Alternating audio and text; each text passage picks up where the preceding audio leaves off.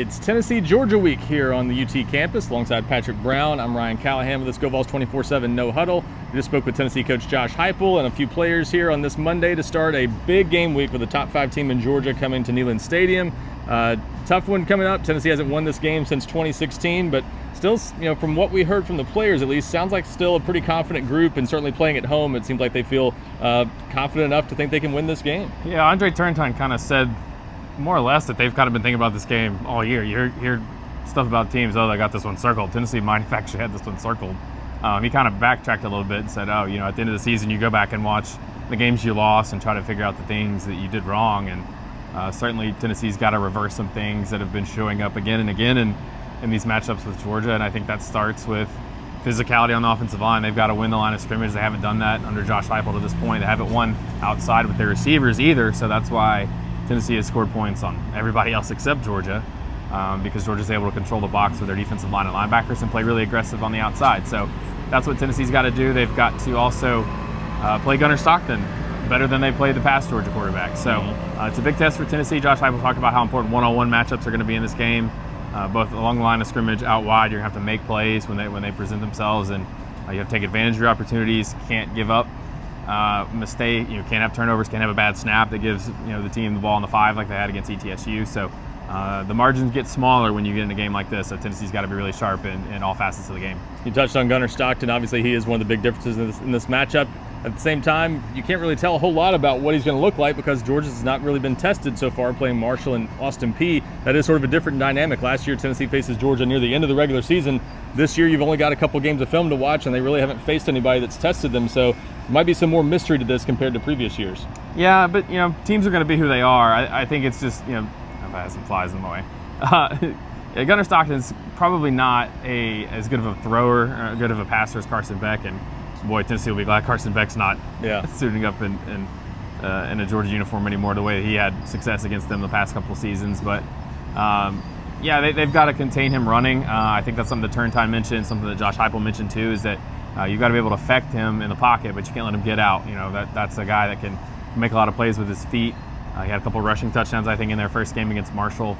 So, and they've got, Josh Heupel said they've got the same kind of skill position talent. Zachariah Branch is somebody I think Tennessee's going to have to really try to tackle in the open space because they'll just get the ball out to him and on the perimeter and let him go to work. He's a really good kick returner coming over from USC. So, but Stockton is the guy that if you can kind of get him rattled, I don't know he was entirely convincing against Texas in the SEC championship game or in their playoff loss against Notre Dame. So you've got to try to make him beat you, I think, if you're Tennessee's defense.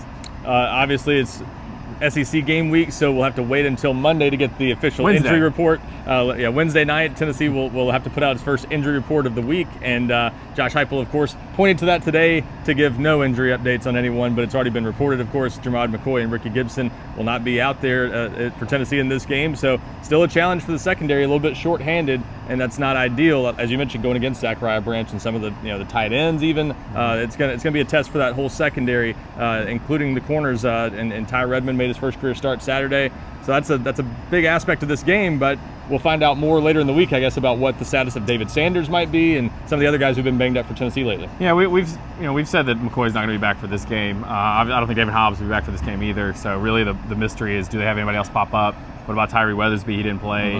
What is Jackson Moy? But is it going to be a one-game absence for him? And what's the status of David Sanders? And do you play him? I think you made a good point in our podcast after the game the other night that this is a game of talent. You need to have your most talented guys out there, and according to the recruiting rankings, David Sanders is their most talented player. So we'll see how that plays out. But to your point on the secondary, I think it's going to be as much a linebacker safety game too, because we know Georgia's going to throw to the tight end.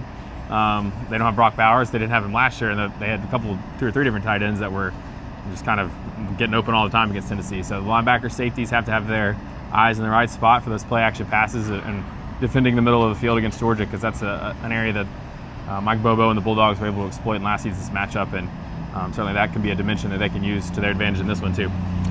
One thing we saw with the Pro Football Focus grades, Joey Aguilar graded out as well as any Tennessee quarterback has in recent memory, at least, in Tennessee's home opener against ETSU. Now, he'll have a different level of challenge against Georgia on Saturday, but certainly he has played well so far for Tennessee. And we spoke with Star Thomas earlier. The run game has been very good for Tennessee. Thomas in particular has been very effective. But again, a different challenge this week. You've got to win up front to have any chance of running the ball well against Georgia. Yeah, and Tennessee's not been able to run the ball. I think they ran the ball decently last season.